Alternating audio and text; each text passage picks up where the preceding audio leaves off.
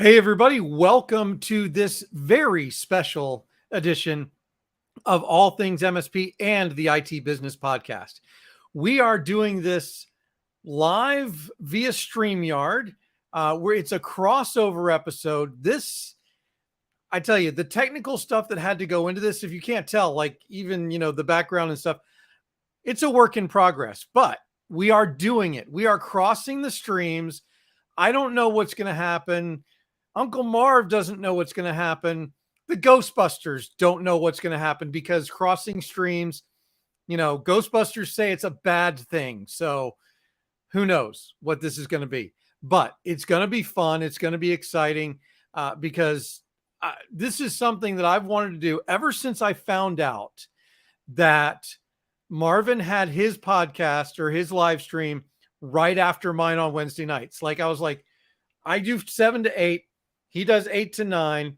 And like, this was just kismet, right? This just had to happen. In fact, usually what happens is I'm wrapping up my show. I'm doing kind of the post-production stuff while I'm watching Marvin's show. And it just, I love doing this stuff. And I've known Marv for a long time. I've known him since back in, let's see, it was Logic Now days, but we'll probably get into some of that stuff a little bit later. But without further ado, let me bring on my very special guest, of course, after the intro, Uncle Marv.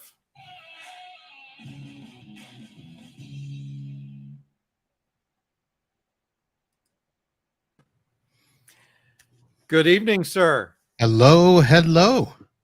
How are you? Good. Just making sure this is working. Yep, it is. It's always important that it works. And we actually have several comments already, so that's great. I actually haven't checked to see if it's streaming on mine, but I'm sure it is. And if they don't know where to find it on mine, they can find it on yours. And that's good enough for me. We are crossing multiple streams, as you said earlier. Yeah. Well, because we're on your 3 channels and 2 of mine. Yep. Yeah. And all 5 have green checks right now, so looking good. And that's exactly what we like to see. Green checks in our RMM tool as well. Yes. Yes. And actually, speaking of RMM, I was going to ask you, do you remember when we first met? I'm going to say that it was a podcast recording for your podcast when I was with Logic Now. Yes. Okay. There you go. It was that, trying to think of the year. Was it Max 2016? Yep. Okay. There you go. Good job. I'm not getting too old yet. Good job. Unless you Googled something before the show. Nope. Hands are right here. And by the way, my keyboard is so loud you'd hear it. Oh, okay. So little sidebar, I replaced my keyboard recently with a mechanical keyboard. Okay. And you'll probably appreciate this. Every MSP on this call will appreciate this because there's a certain feel to a mechanical keyboard, right? Yep. And the one place where I could never get away with any other kind of keyboard was in a law office, because those secretaries and those law offices had to have that mechanical feel, that feedback, because they were such touch typists. Yes. Is that still the case? Not so much, because here's the thing. Those were old school typists. True. Now, the youngins coming up, they're trying to do dictation. They're trying to be stealth. They don't want people to hear them on the keyboards. And, they want to be able to try to sneak off to Facebook and Twitter and OnlyFans and all that stuff.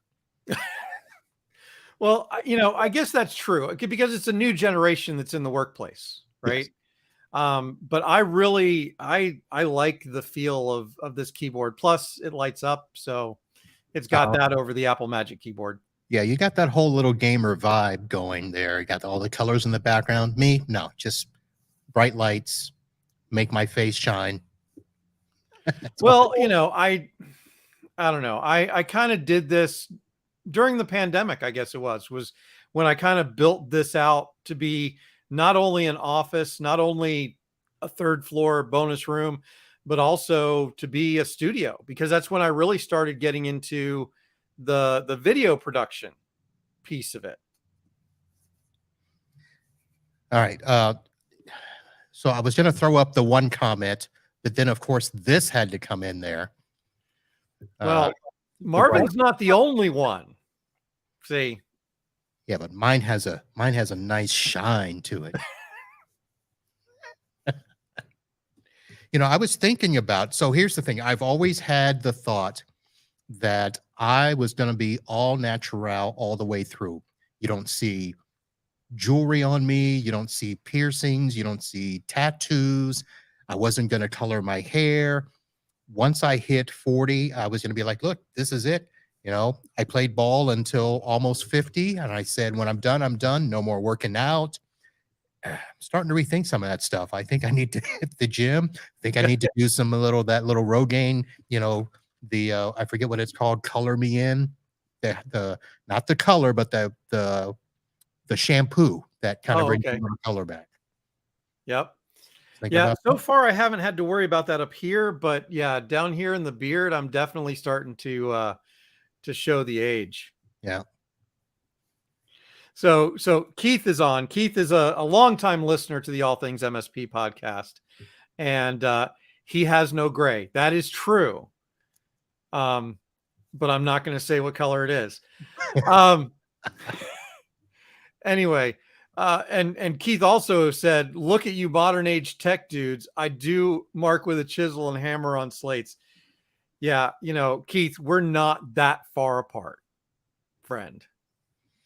No, we're not. Do you remember the days when mice first came out? Yeah. And did you have that thought of, I'm not going to use a mouse. I've got to use the keyboard. I was an early mouse adapter, I have to say. I was not. I resisted the mouse. Just like I resisted the iPhone. So this is usually fun, especially with an older crowd like we are and like some of our listeners are. It'll be even more fun if we get some younger kids in here posting what I'm going to ask next. And that is, what was your first computer? My first computer. So the first one that I purchased myself was a leading edge 386. And that was actually the brand name. Yep, I remember. And I bought it with my credit card that I got from college with a $700 credit limit. And I went to JCPenney and bought this leading edge computer. Yep, I remember those. My first, now I didn't purchase this myself, I will say. My parents purchased it for me, but it was a Radio Shack color computer. Ooh. Guess how much RAM that computer had? Let's see. Back then, it probably was like 64 meg or 32 meg. 24? 4 megs. Yeah. And, you know, you plugged it into a TV, you loaded software and saved your programs that you wrote to cassette tape, like literally a regular audio cassette player. Now, the first one that I did build, I'm right there with you, was a 386 SX16, my sophomore year in college, I think. Okay. So, yeah, we do have some people coming in there. Tim Golden, hello, sir. 8088 was your first. Oh, you couldn't go with 8086? Yeah, that was my second. Okay. Was a Tandy 1000. There's a, theme there. Was a Tandy 1000 8086, XT compatible. Yep.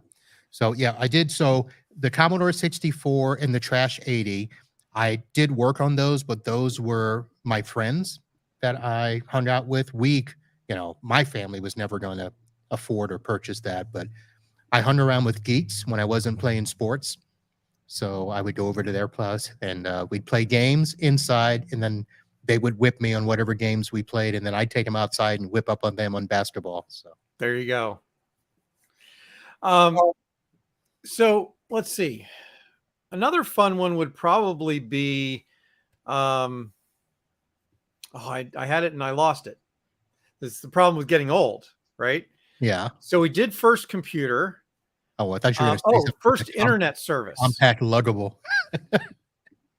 the first internet service. So I remember Prodigy Yeah.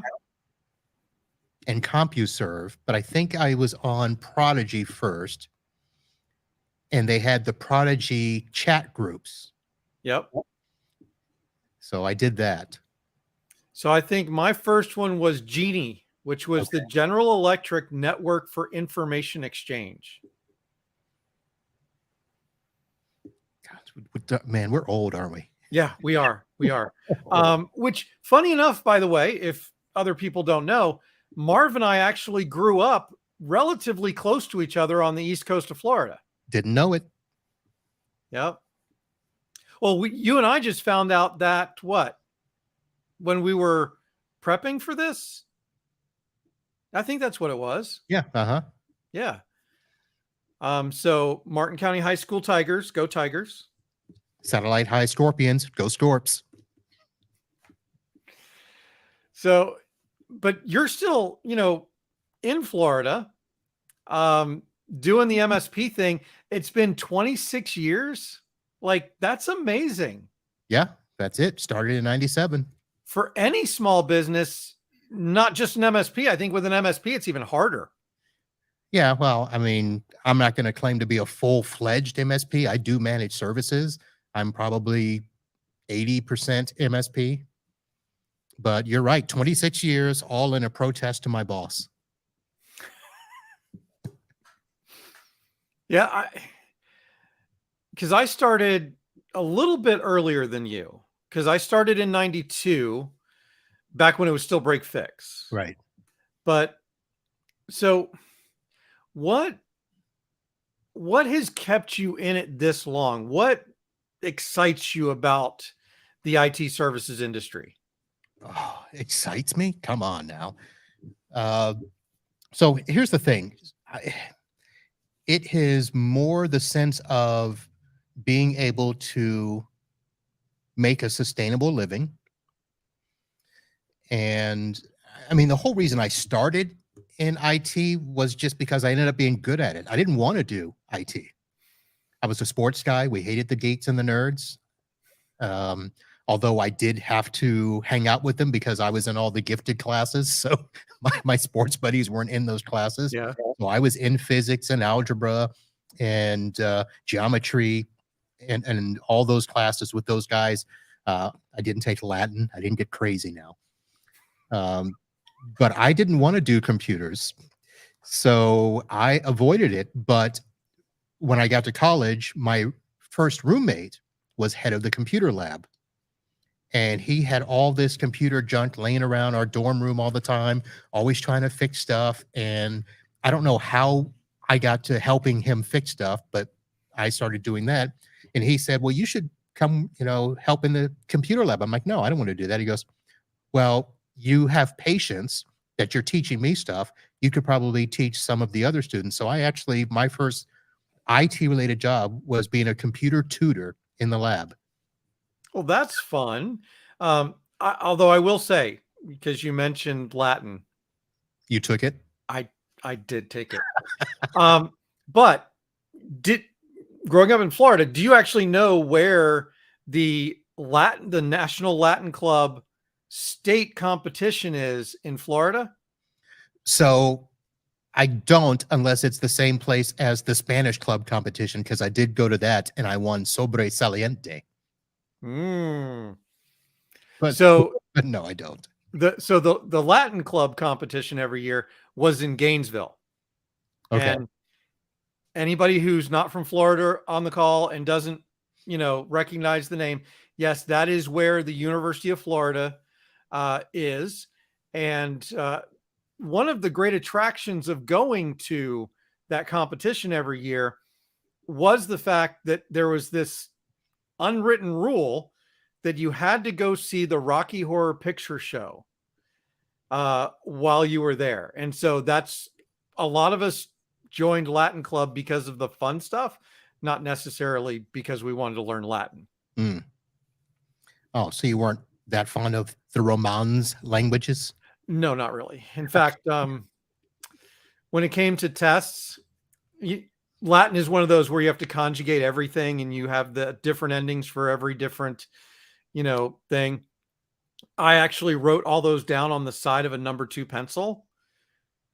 Like on the different on all what Right. 6 sides. Pencil has 6 sides, so each side had a different set of conjugations or whatever for yeah. Mm. Don't like to admit that, but there it is. It was so long ago now, I guess it doesn't matter. I would have didn't think about that. I took Greek in college as a minor study. I had to find some electives, and I ended up taking Greek. And as soon as you said things like conjugate and, we were, doing all that stuff, language was ridiculous. Well, and what's interesting, neither one of us took the easy route, right? Because guess what my college language was? Mm. What, Chinese? Я читаю русский, Yeah, whatever. Russian. And And that's about all the Russian I remember.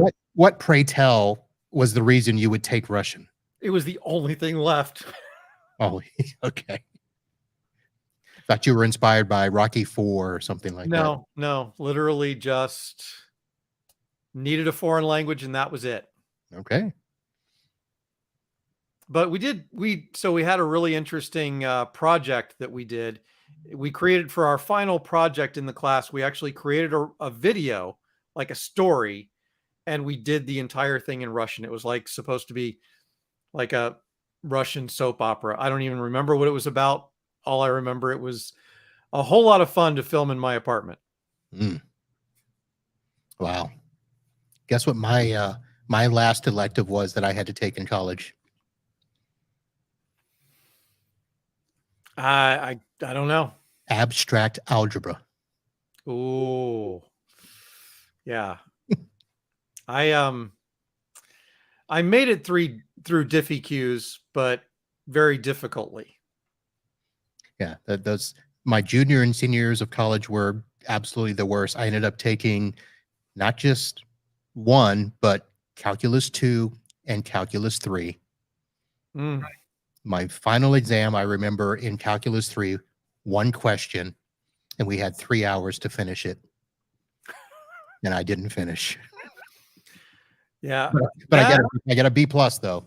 That and modern physics was a fun one for me because modern physics, the first day of class, the guy's like, you know what? I know I've got some engineering students in here.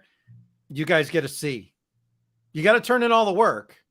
But regardless of what the grade on the work in your test is, you get a C. Because I teach this class for physics majors. I was like, okay. So I remember a teacher that was like that. I forget which class it was, but it would come in and say, yeah, everybody starts with a C and you can either go up or down from there. So it wasn't quite the same. So we had to basically earn our A. Yeah. I think I ended up getting a B, but still, I mean, he was teaching it for physics majors and Right. physics majors only. Yeah. Sucks to be that teacher. So how is the MSP business in South Florida these days? It is, well, it's good. Could be better. South Florida, I think, is one of those areas where competition, is either really good in some areas or really crappy in others. We, still are fighting the lowest bid phenomenon where customers are, they just know that there's always somebody out there cheaper.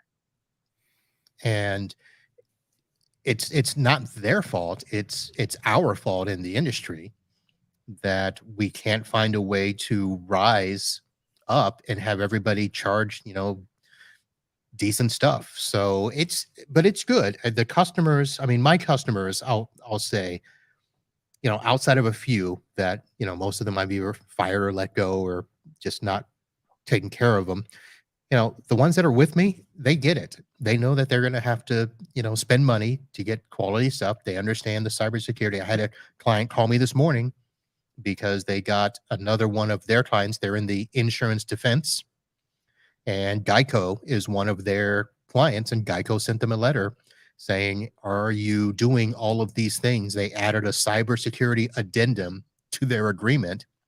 And the office manager called me and said, "So tell me how much more we need to spend to make sure we're doing this."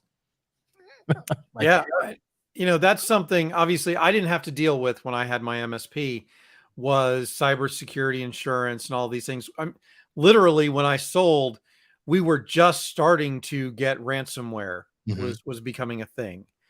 And so very early days into that. What are those uh addendums, those checklists that you're having to do for the insurance companies? What do those kind of look like? Are have they gotten longer over the last couple of years? I mean, how's that going? So most of them, no, most of them are just pretty basic and simple. They're a little more intricate than what they used to be. Now they're actually saying, like the one today, we want passwords 12 characters or more, uppercase, lowercase, number, and special character. We want anybody that accesses our data on your network to have multi-factor authentication. We want to make sure the drives are encrypted. So it's not outrageous. The ones that are getting bad are, of course, the insurance requirements. So if a customer is, applying or trying to renew their cybersecurity insurance, those are getting much more intricate. And are the prices going up too? Because that's kind of Yes. what I've been hearing as well. Oh yeah. Yeah. I'd say you're probably going to spend double what you did the previous year. Easy. Wow. Um, so when it comes to, because I think the pricing question is something that we probably ought to dive into for the benefit of the audience a little bit, because I know there's a lot of schools of thought. There's a lot to this, but what is your take on when you're going out to bid for work? Are you trying to compete on price? Are you just whatever my price is what my price is, and that's what you Oh, know, it says it right there. The user from Facebook, uh, I don't compete on price. And I tell customers that right up front. Now, I'm not going to be the highest. I'm not going to be definitely the lowest. I'll be, average to above average. And it's all going to depend on the service that they need right? and the level of response that they want. So if they want, premium service, they're going to pay a premium price. And I think that's the way it should be, right? You meet the client with the things that they need. Now, of course, there's a minimum stack, right? Because you got to protect you and your MSP by having certain things in place to make sure that they meet a minimum level of security at Yeah. least. So, which is why you're never going to be the cheapest, right? Because there's always going to be somebody out there who's willing to cut corners. The problem is when you cut those corners too much, you end up with nothing in the middle either, and so your MSP is just not going to last if you take that approach to it. Yeah.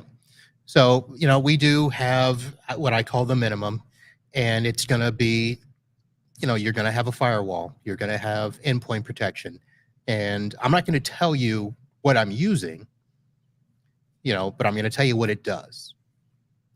And not only that, but we also have the network monitoring, we have the remote access.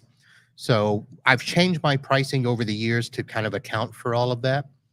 And it's basically, you know, two levels of pricing, you know, your minimum and your recommended, and it's all, this price for remote support. And if we go on site, it's going to cost, whatever for for the on-site visit.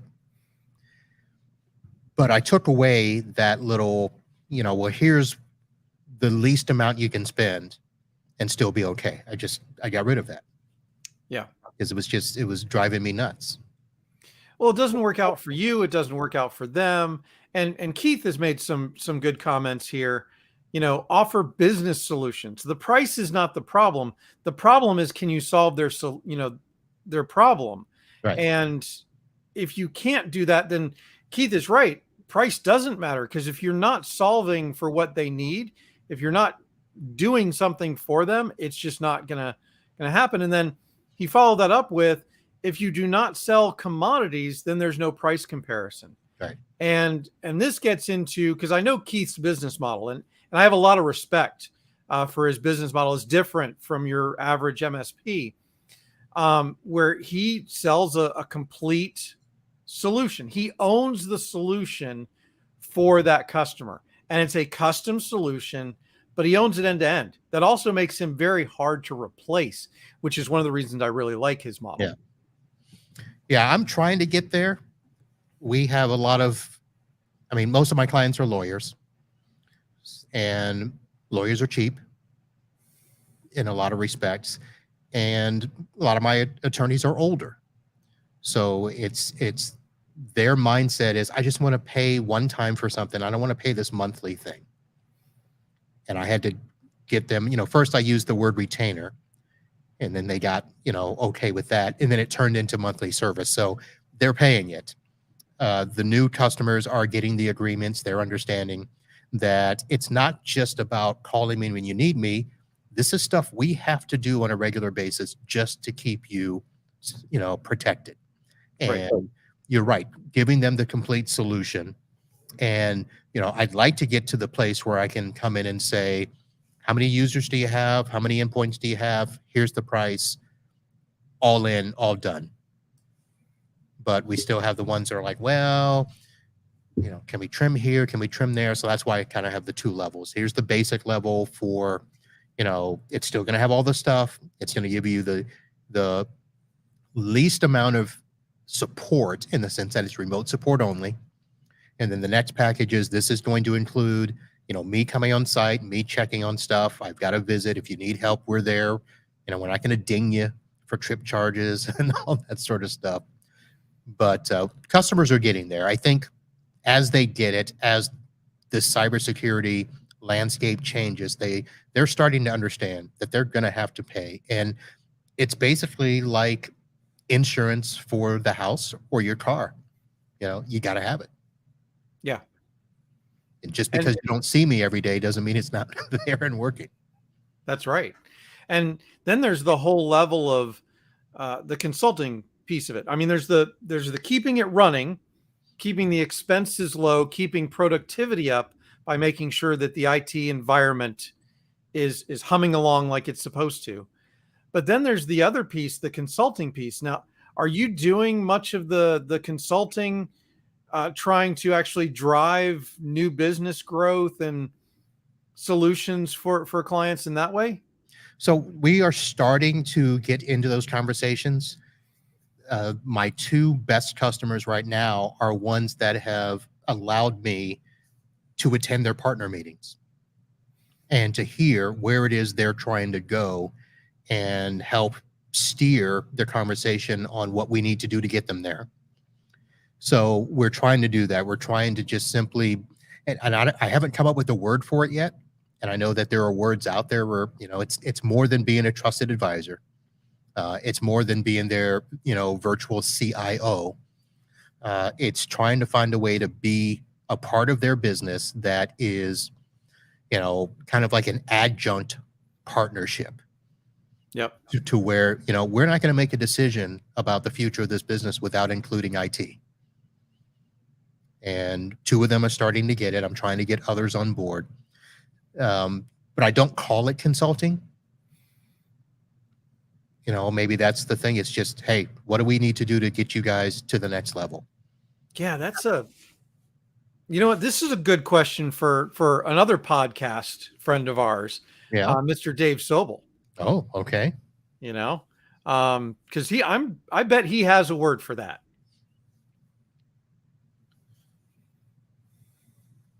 has a word for everything, doesn't he? Yeah. Well, he does the research. That's Yeah, why he he does. has the words for everything. Yep. So I'm sure there's a word for it, and yeah, well, one of us will reach out to him and he'll give it to us. Yep. Now Keith has a comment here for about attorneys, and he says that so with attorneys we integrate their billing, their nexus, their scheduling, and own the engines all wrapped into a solution. Uh, breaks the $1,000 per endpoint limit. This, Keith, this is why I love you, because you can put together these packages where you're getting $1,000 an endpoint. I mean, that's just amazing. Yeah, I mean, that's great. I mean, I don't know, like I could not go back to any of my current customers and do that because they already have the relationship with the vendors. Right. Uh, some of my business has come from those software consultants for those vendors where they've brought me in as the IT support. They Now, the other part of what we were talking about with trying to become a partner with them is to get them to stop looking at that line item where it's like, how much lower can we get this computer expense line? Right. And I have to say, you know what? First of all, don't put everything I do in the computer expense line because that's not what I'm doing for you. Separate out, the voice over IP services, separate out, and because I put those line items on the invoices. So that's part of the problem is getting customers to stop looking at, what's the way that they can lower their IT bill. Now, of course, that's part of our issues. That's what we've been telling them for the last decade is we can help you lower your bill. Yeah. So now we're trying to turn around and, well, how can we get more money out of you? Well, by making them more money, quite honestly. And that's what Dave talks about quite a bit is Dave talks about we've gotten to a point in the industry where support is almost a commodity. Now, Yes. I differ on that a little bit because I think the experience, the customer experience, the client experience that comes along with that support matters. And therefore it can't really be a commodity because everybody delivers that in a different way to a different degree. And quite honestly, there's really bad and there's really good to great. So I don't 100% agree with, saying that it's becoming a commodity, but I do think that there is becoming more and more opportunity. And AI is a perfect example of this, right? AI, there's no support for AI, right?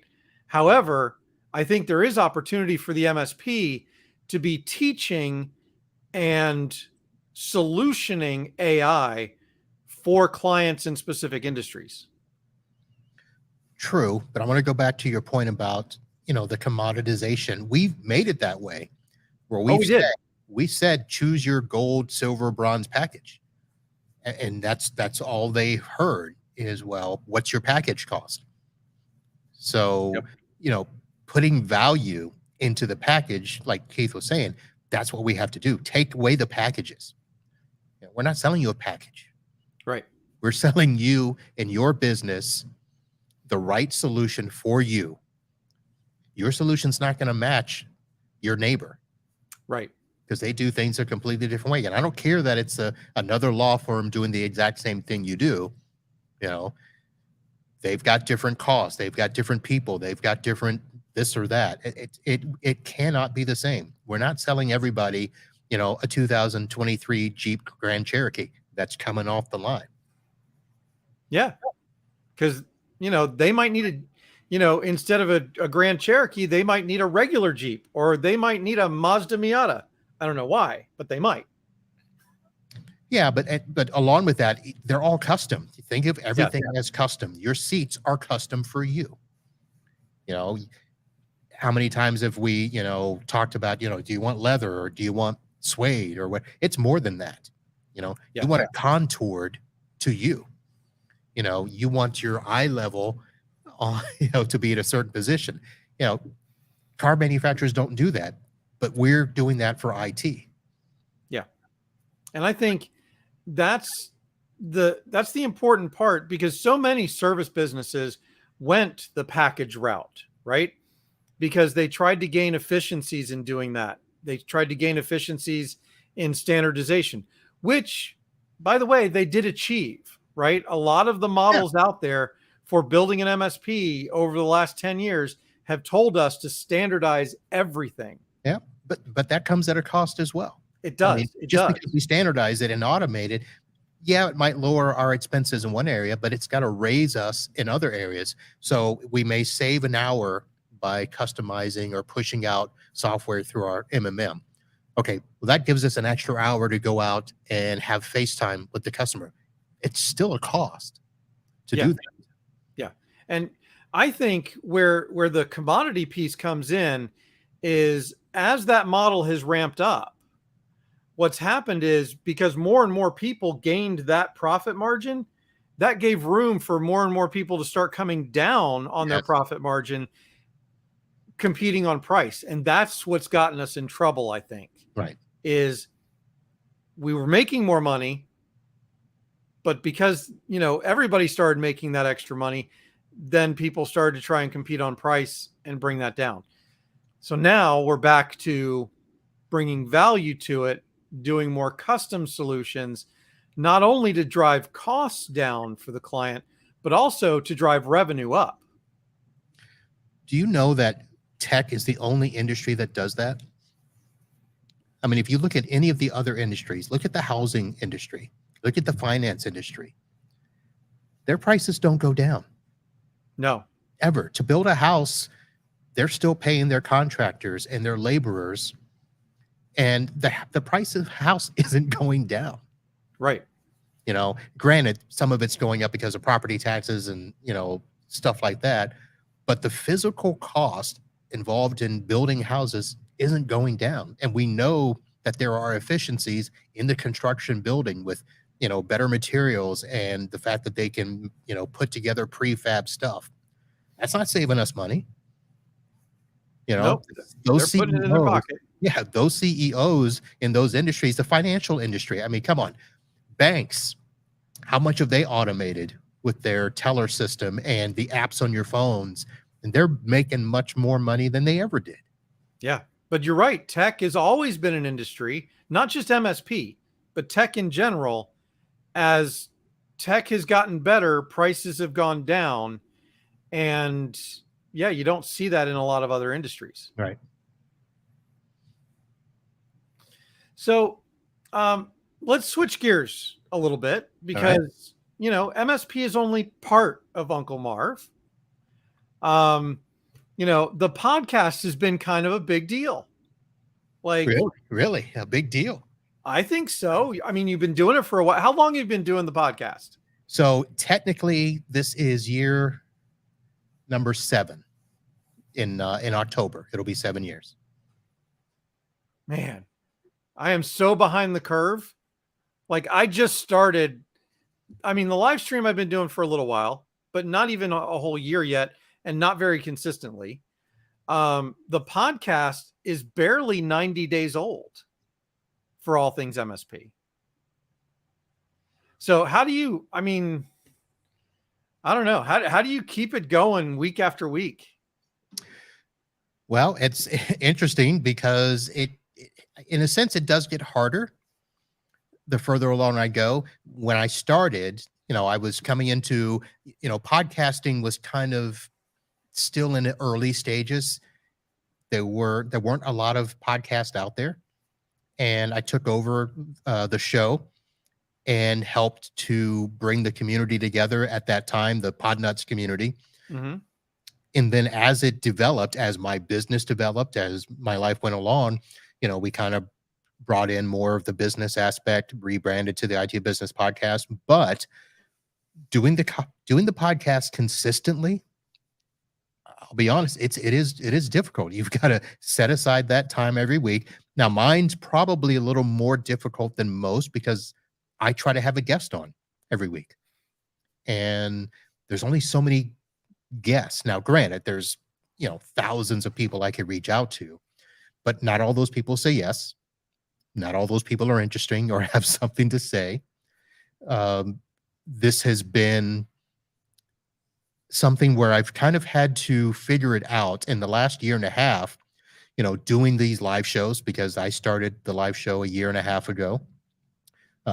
Doing the on-site podcast at conferences is new. Trying to find fresh and entertaining ways to chat with people about tech. It is a challenge. So I think the challenge, of trying to figure out, okay, what can we do next? This live show crossover is an example. I mean, we haven't quite done it yet. We still got to actually do the crossover, but nobody's done that before. Yeah, and so far it's working pretty good. Yeah. Now, in hindsight, not sure we should have scheduled. Easy for me to say. I'm not sure we should have scheduled 2 hours. True. I thought about that as well. As I was getting closer to it, I'm like, wow. Because the people in the first hour aren't going to hang to the second, and nobody may be around for the second. Who knows? But, hey, you don't know until you try, and you make mistakes in the beginning. And now the next time we do this, we'll know better. So I got to put this one up because Keith is saying, so how does those of us with nothing to say get started?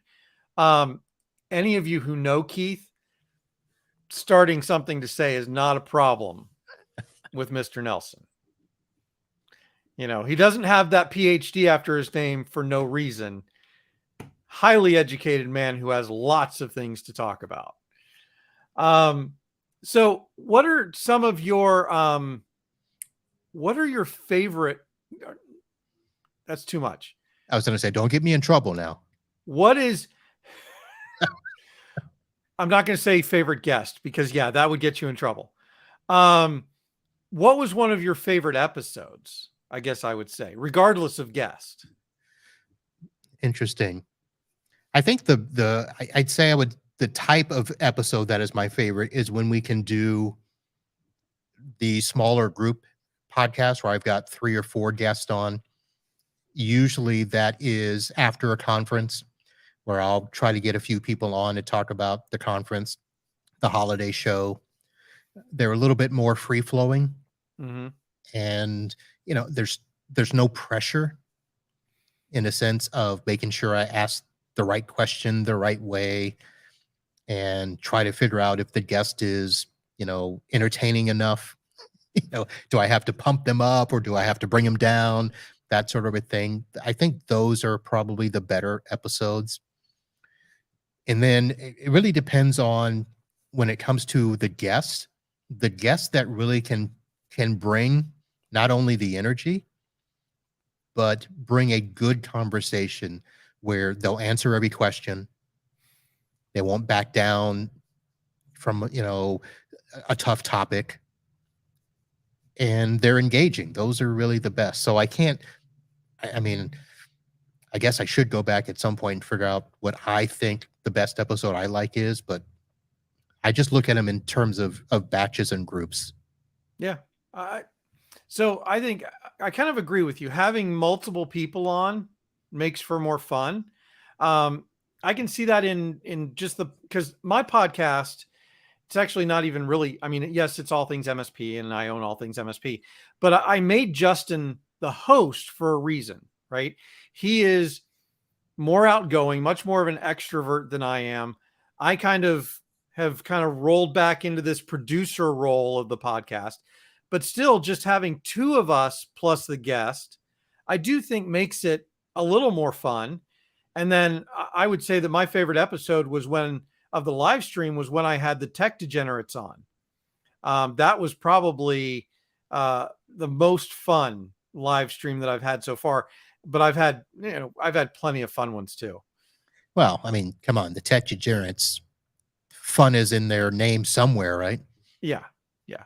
They're just an amazing group of MSPs. Everybody, if you don't know the name, at least you know who they are because they're at every show. They dress up. They are very hard to miss, but I wish that group of people was around when I was an MSP because I might still be an MSP. Oh, see, I'm the opposite. I'm like, I'm not dressing up. I'm not trying to be that goofy. And that was the whole reason that as a jock, I didn't like the geeks. So it's not about the dressing up. No, it's not. It's the character of the people in that group. Quite No, honestly, that's I'll true. just say And that. that's the thing. You have to separate that out, Yes. because once you get beyond that, you find out that it's not just the character of the people, it's the quality in which they care for each other and the community. Does that Yes. make sense? And I'll be Absolutely. honest, I'm on the outer edge of the degenerates, and I see it and I hear it and I can tell that. So if I were to be a part of them in totality, I would obviously know a lot more. And you probably know more than I, right? Well, I mean, I've spent a little bit more time with them just because, with my job, I tend to go to more shows, or at least did last year. And so I got to know them a little bit better person to person. But more recently, obviously, most of it's been virtual for me. And so I've gotten to know them differently, I guess is the best way to say that. And you're absolutely right. It's the care that they show for others in the industry that makes that group specifically different. Yep, and we need more of that. Yeah. So Well, you're right in that respect. If that was around, I think more people would have stayed. There was a lot of people that left. yes. And part of the reason that I got into this podcast group was because I saw in it people that were willing to talk and engage. Because when I started, just after you started back in the 90s, people weren't sharing information. People could care less Yeah. about your business. And of course, nobody wanted to share customers or clients or information of any kind for fear that you would infringe upon my territory. When the same thing was true back then as it is today, there's plenty of business to go around. Yeah.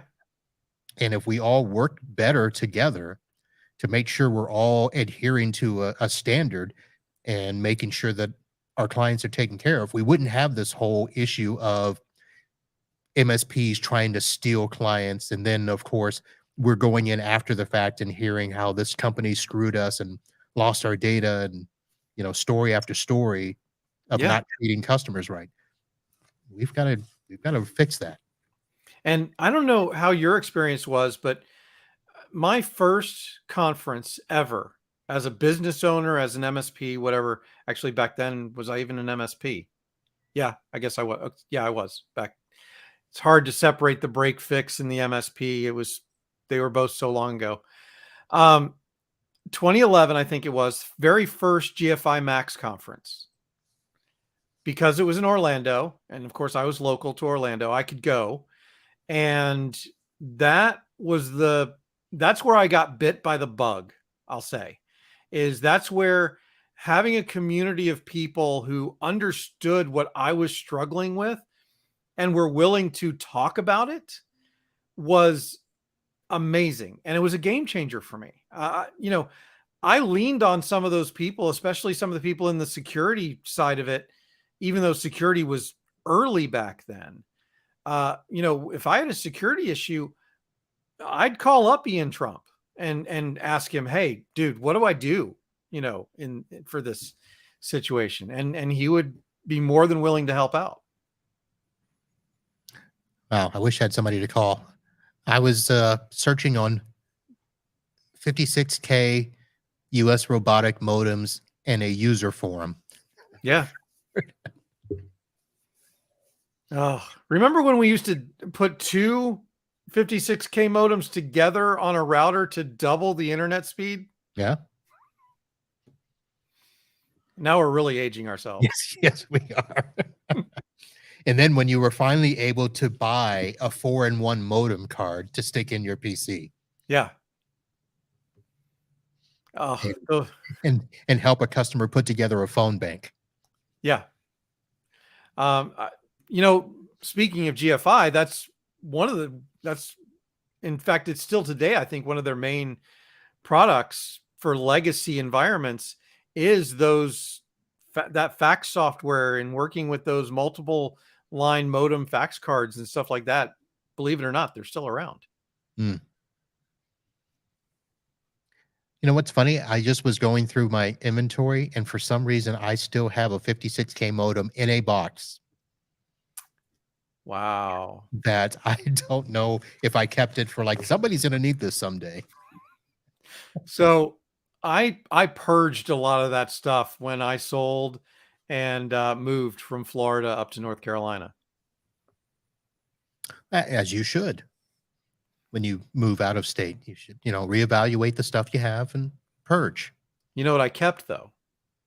This goes back to the earlier conversation about my first computer. So obviously everybody's first language is basic, right? Because that's what is built into everything, especially back then. Do you know what my second computer language was? What, COBOL? Assembly. Okay. Do you know how I programmed in assembly? I The have no Radio Shack color computer had Okay. a cartridge, like a game cartridge, that you stuck in the side. And that was the editor and compiler software to learn assembly language on, what was that? 6089, I think, was the I have no processor. idea. I have no idea. I took computer programming my senior year of high school. It was my first period class, and my coach found out that I was in that class, and he's like, "You got to get out of there." So I spent 2 days in that class, and he pulled me Oh, and said, "You're gonna be taking gym for the first hour." So and see, I was in the weight room. I was much more the nerd. I had Basic, Pascal, Fortran, and COBOL before I graduated from high school. Plus, I took an assembly language class at the local community college while I was, can't remember if I was a junior or a senior in high school, but one of the two. That's how bad it was. Okay. And my first programming was of it was a relational database, Alpha 4. Was it Alpha 4? I think that was after, but I did a relational database for the student council book sale that we did, where I programmed, collecting the books, putting the prices and selling them and all that. And I did that on a relational database. And that was, that was my intro into programming. Wow. So that brings back many, many memories, right? But the one that I'll tell is I actually wrote a similar a database program for the grocery store that I worked at in high school to keep track of their customer rewards program. Back when those were an early thing. Fox Pro, I think that was it. I remember Fox Pro too. Sorry, I'm looking at the chat. Fox Pro database, because the logo was cool. Yep. I remember Fox Pro. Did a lot of programming later on in Access. In fact, I had an Access program that ran a manufacturing plant for a pool table manufacturer. That thing was around, I kid you not, must have been at least 15 years. Yeah, once we got to Access, I'm like, okay, that's enough for me. I don't want to be a programmer or a database administrator or anything like that. Yeah, no. I liked getting around. That's one of the things that I liked about being an MSP was getting out in the field. Yeah. Actually seeing customers face to face. Yeah. So we switched back to computers and MSP. I don't know how we did that. So because we're winding down to the top of the hour and we got to get ready for this crossover thing to happen. Yeah. Tell people a little bit more about what they can expect on a normal episode, because obviously tonight will not be a normal episode. What can they expect on a normal episode of the IT Business Podcast? My episode's going to be normal. I don't know what you're talking about. We're doing all the same stuff we normally do, including Florida Man. Well, that should be exciting because we're both Florida men. Yep. Although I'm not sure that we fit the definition of what everybody else is thinking right now. But No, that is true. But no, the IT Business Podcast, for those that may not know, that didn't switch over from your show and watch me earlier. So we basically help, any IT professional, managed service providers, run their business better, smarter, and faster. We do interviews with other MSPs, other IT owners, vendors in the channel. We talk about products, stories, and tips. and it is absolutely worth watching and listening to. Like I said at the top of the other hour, frequently when I finish up my live stream, and by the way, that's the benefit of me going first, right? Is I get to plug the IT Business Podcast during my podcast, which is, I try and remember to do. Don't always do it, Marvin, but I try.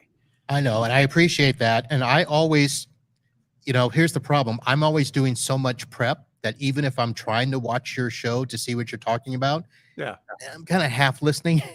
so I have to go back and watch after the fact. To be fair, I'm kind of doing the same thing, right? Because I'm doing post-production stuff while I'm listening to yours. Yeah. Luckily tonight, I don't have to do that. I have to switch and be the guest. That's true. We'll see how well you do that. I don't know. We'll see. All right. Do you have any last words? And I'll get we actually do have a commercial break in between the shows. Okay. Yeah, let me go solo for just a minute and tell people about some other things that we're doing on the All Things MSP side of stuff. All right. And we'll see you on the other side. All right. Thank you. All right, everybody. So, couple of new things going on here at All Things MSP. If you are a vendor in the space and you want to sponsor the All Things MSP Facebook group, we now have an offering for that. So we have several different levels. We have lots of different things that you can do. We even have a free level, because one of the things that I thought about when I was doing this was that I'm not really doing this to make money necessarily. Obviously, it takes time. Time is money. I need to reimburse myself for that somehow. But more importantly, I wanted to make sure that the community had access to vendors. And so I didn't want it to be a pay-to-play type of thing. So if you are a vendor and you're watching this, there is a free version of sponsorship. So that's something that, you want to consider. Just reach out to me. I'll provide, whatever information. I've got, a slide deck on this, the whole 9 yards that I can share. But, give me 15, 30 minutes and we'll go through the whole thing. But speaking of that, bringing more value to the All Things MSP community is something that's very important to me. And one of the ways that we're going to do that is with something that we are calling office hours. Now, office hours is just a time for not necessarily vendors, anybody who has something to teach, to educate the community about. That's what office hours is for. We're actually recording our first one. It's going to be on Friday, and we have Evo Security is going to be there. Should be a great time. It's actually a webinar format, which is something new that we're trying as well. So make sure that you take the opportunity to go and register for that. You can find it in the group. If you don't, just comment somewhere and I'll find it. Ping me on LinkedIn, ping me on Facebook, whatever, and I'll get you the link to that.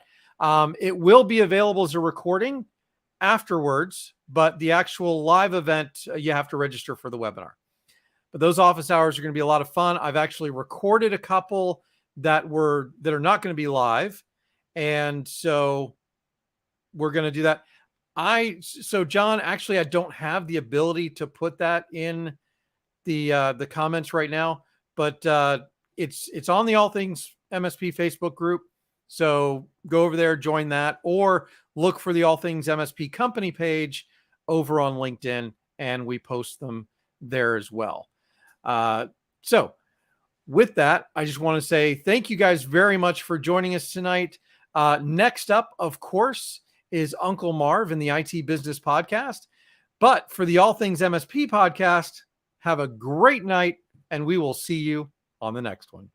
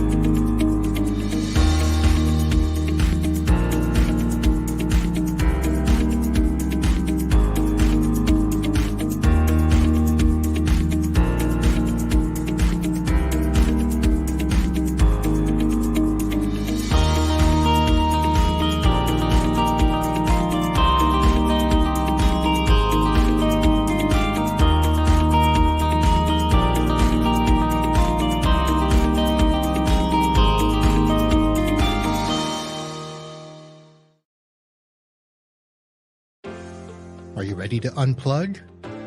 Are you ready to connect with the brightest minds in tech? Then join us for TechCon Unplugged 2023. From September 7th through the 10th, you'll have the chance to connect with a community of like-minded tech professionals who share your passion and drive. Attend hands-on workshops and breakout sessions to learn new skills and gain fresh perspectives. It's not just about the work. There's also plenty of time to unwind, relax, and have fun with your fellow attendees. Akko says it's where the magic happens. Don't miss this incredible opportunity to unplug, recharge, and take your tech career to the next level. Get your early bird tickets now at TechConUnplugged.com.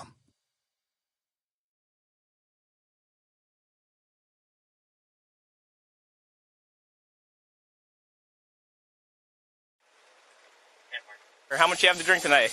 A couple. A couple? I think it's a little more than a couple. Okay, I'm gonna lie to you. Yeah. Florida is awesome most of the time until we make headlines for doing fucked up crimes. Florida is the weirdest place in the land, and I blame it on the Florida man. You see, I was born and raised in Florida, and I've seen my share of fucked up stuff. The public masturbating is out of hand, and I blame it on the Florida man. Florida man is drunk as a skunk, and he's humping a bush, and he's flashing his junk. Oh no, you got to protect yourselves from the Florida man. Florida man makes really weird faces while he takes big old dumps in public places. Oh Lord, please save us from the Florida man. This Florida man is accused of having sex with a miniature horse on multiple occasions. A man has been banned from 2 Florida parks after allegedly kicking several swans in the head for karate practice. A man accused of using a water gun to squirt urine at a woman says he would do it again. Florida man is gonna scare you to death, and if you ask him what he had for breakfast, he will say meth And cocaine. My sweet Lord, protect us, please, from the Florida man. Florida man, nothing in his hand. Florida man, dick in his hand.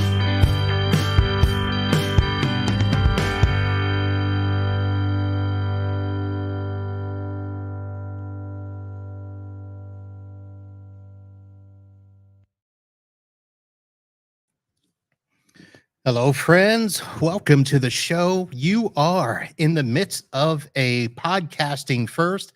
This is the crossover show, All Things MSP, into the IT Business Podcast. Next up, my good friend, Eric Anthony.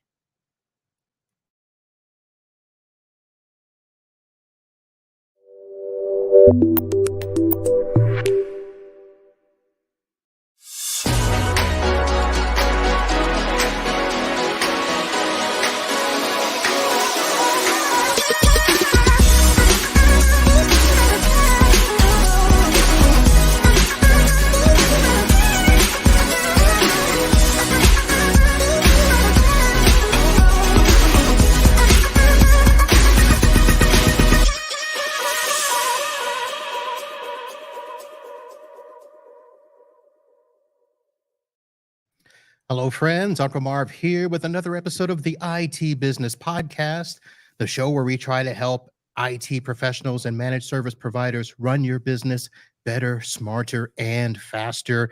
The show is presented by NetAlly, your number one ally in the industry for diagnosing, troubleshooting, and designing networks better, smarter, and faster as well. As I mentioned earlier, this is a crossover episode. We just finished being on the All Things MSP podcast. Eric Anthony is the host of that show, and he's with me now here. Eric, how are you? I'm doing great, sir. Ready for hour number 2. Hour number 2. And for those of you that are watching live, we thank you for joining us, and especially if you hung out for hour 1. This is the regular time for the Wednesday live show for the IT Business Podcast. We stream on YouTube, LinkedIn, and the Facebook simultaneously.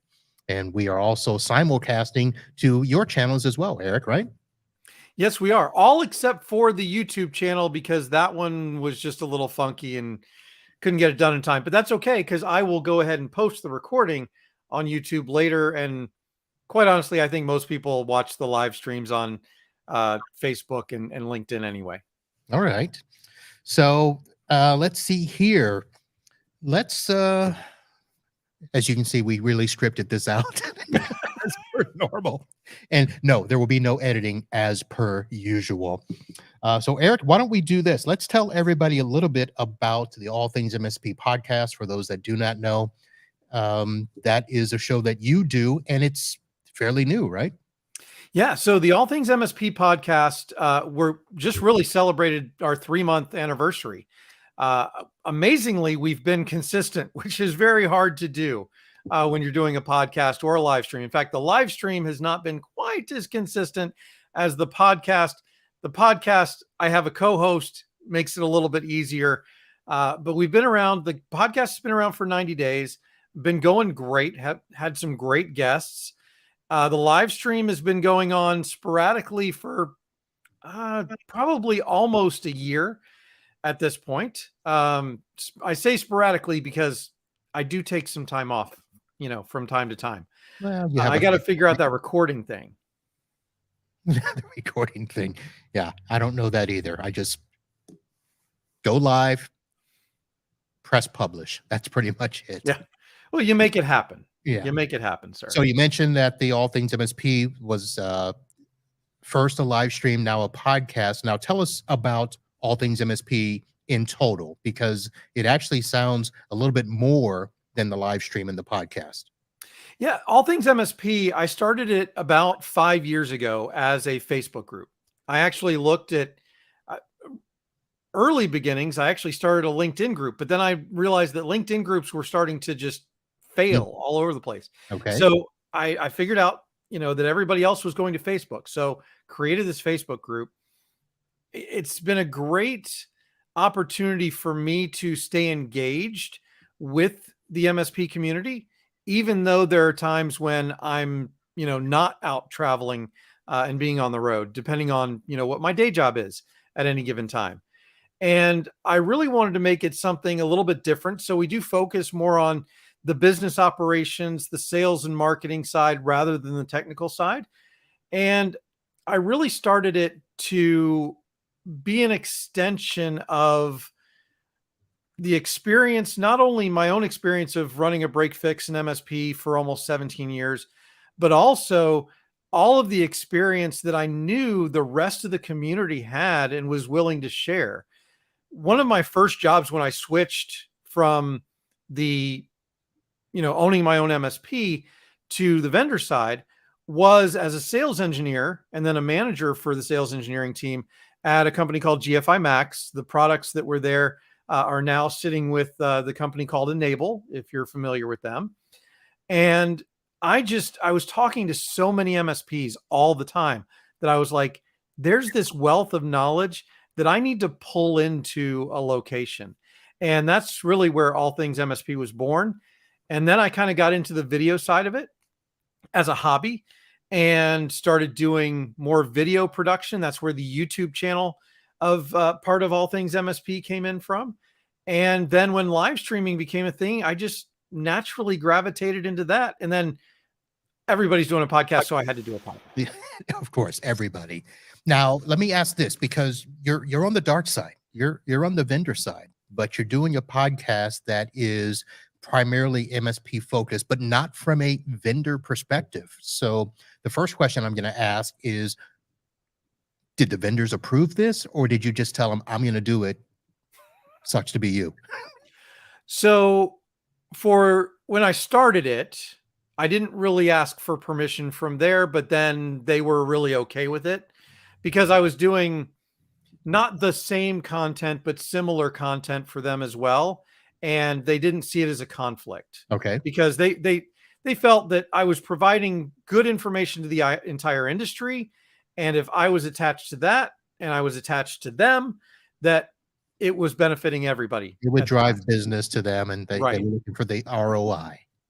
Yes. And then in my current position, I made them aware of it up front before they hired me so that they could say yes or no, before they hired me. All right. Now, is this something that you're looking to build beyond the community? I mean, are there plans with this? Where are you going? So short answer, yes. Now, am I going to make that much different? I don't think so. I want to do more, but I don't want to branch out much farther, right? Like, I'm not going to start up a conference, right? There's plenty of those. Yeah. Speaking of, I meant to ask you, sidebar here, and we're going to plug TechCon Unplugged. Where is TechCon Unplugged this year? It is in New Jersey. Okay. So I won't be anywhere close by. Well, you could be. I will actually be on a cruise. Oh. So that's why the dates were like, wait, I have something. But if it was going to be in Tampa, I might be able to squeeze it in a little bit. No, I think Florida is in the next rotation, I think in 2 years. So, but back to what I want to do with All Things MSP. I want to continue to grow the value of it primarily for its members. Okay. And, that's why I started the office hours things, because the podcast is fun. The live stream is fun, but they're not as educational as I think some of this content needs to be. And that's why I wanted to come up with something different. That's what office hours is. It's more of a webinar educational type of format so that we can produce that type of content for the community. I also hope that I will be able to travel to more of the shows, possibly as All Things MSP in the future. And that's one of, if you were here for the first hour and you caught that last part at the end, we are now selling sponsorships for All Things MSP, as well as advertising spots on the podcast and the live stream, primarily so that we can up the production value of All Things MSP, so that we can go out and generate more and better content, and so that I have the opportunity to be live face-to-face with more of the community throughout the year. All right. So let me ask you this question. I applaud what you're doing, and I'm all for community and involvement, but it seems as though, like you said, everybody's got a podcast. It seems like every vendor is also coming up with a podcast or a partner live event or Ask Me Anything. And that's not a shout out to anybody in particular, but there are so many of these things happening. Are you finding any type of issue or pushback or crossover concerns or anything like that as you're building this community? Not really. Okay. I think everybody has their own spin on it, right? Your podcast is different from mine, is different from Dave's, and we're talking about Dave Sobel, and there's so many others like you talked about, especially vendor ones that are popping out, because I think it is a good way for vendors to get in front of the community. But I kind of take the same kind of mindset to this that I would take to being an MSP right now. There is more work and more stuff to do than there are MSPs to do it. I think that still holds for what we do in terms of content. Now, conferences, that gets a little tougher because there's a limit to the amount of time and resources that you can put into the travel, right? I think there's too many conferences, to be honest with you. I would tend to agree. I think we've hit a kind of a saturation point with conferences. I think with podcasts and things like that, with content in general, Yeah. I don't think that's the case, because I think there's enough differences in the way we all look at this thing that there's room for those viewpoints. Yeah. But yeah, for the conferences, it has gotten to be a little much. I think that may be a result of coming out of the pandemic, and everybody was in such a rush to get out there again. Right. That's true. And I think that everybody was trying to get an edge. Maybe if somebody did not get out of the gate right away, those people that wanted to be first maybe suffered a little, with attendance, and maybe didn't put out as great a content. Now they're getting better this year. I've been to a few. I'm actually taking the summer off, and my next event will be TechCon in September. But then there's the ASCII Cup I'll attend, and we're looking at doing the IT Nation. But my original intent was maybe one a quarter, and the difference for me is I still run my MSP. That's my day job, and I'm not going to be the business owner that gets it to the point where somebody else runs it and let me just go off and do what I want to do. This podcast is not going to get much bigger. I mean, like you are talking about yours, not letting it get too big. I'll do what I can do. I'm not going to build a community because I'm part of other communities. I don't need to compete against everybody else for a community. We may need to, compete for the listeners or whatever, but there's enough out there that I don't need to do that. So I'm finding a balance between my life, my business, and the podcast. And I think that's important, right? I mean, this is my first live stream in 3 weeks, right? I took the last 2 weeks off of my live stream because one of the reasons I do my live stream on Wednesday nights at the time that I do it is because, quite honestly, my wife is not home. She has something on Wednesday nights, and it makes it very convenient for me to do that live stream on Wednesday nights. But for those 2 weeks, and actually this week too, but I'm making an exception, she has been off from that obligation. And so I took that time off specifically to spend time with her. So I really appreciate the life balance, the work balance. But this, we both have a passion for this. We both have a passion for the community that we serve. And I think that's where the dedication and the consistency comes from. Nice. Does your church serve at the fellowship dinner at church on Wednesday nights? No, she sings in the choir. So choir practice is on Wednesday nights. Yeah, I figured it had to be something like that. Wednesday nights was always a big church night. Yep. Oh my goodness gracious. Southern Baptist here. What are you guys? We are Independent Baptist, I guess is probably the best way to put it. Well, I'm not Southern Baptist anymore, but that's what I was growing up. So I was Episcopalian growing up. So, pew aerobics. Okay. Sunday morning, Sunday night, Tuesday night Bible study, Wednesday night fellowship, and Friday night follies. And that didn't include the years that I was youth minister and led the softball team all summer. Okay. So, that's, Uh-oh. So I was a paid youth pastor for 2 years. Okay. Nice. I just did a summer.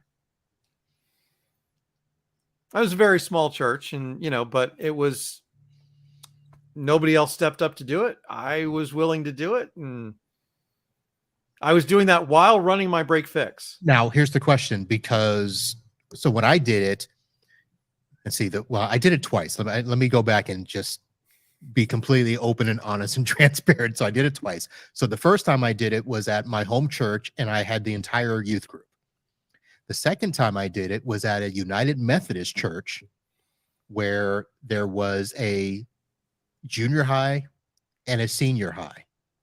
And I did the senior high and somebody else did the junior high. So for your church, did you do the entire youth group? I did the entire because it was so small. Okay. We only had, I think at most we had about 24. All right.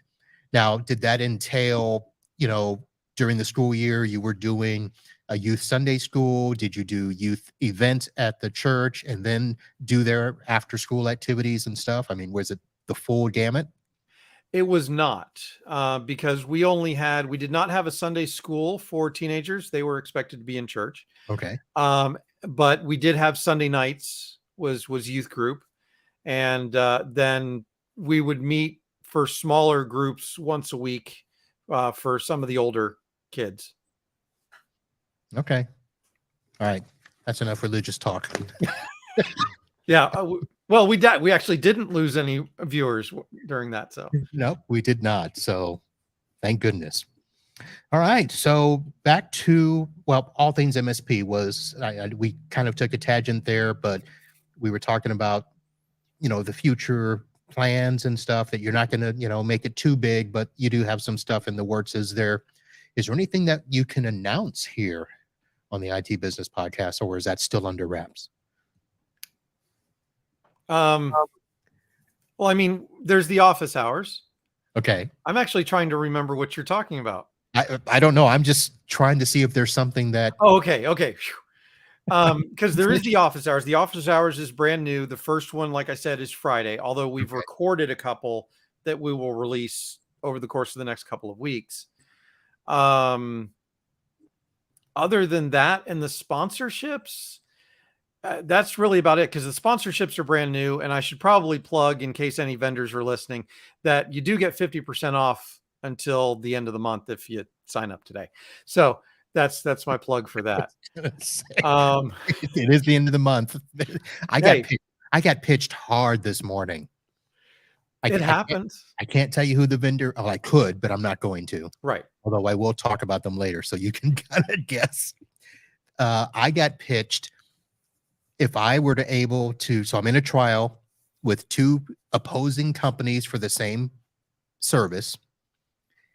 And I got pitched today that if I sign up by Friday, not only will I get the 15% discount that I could get, as being a member of ASCII or whatever, that I could get 80% off the first 3 months.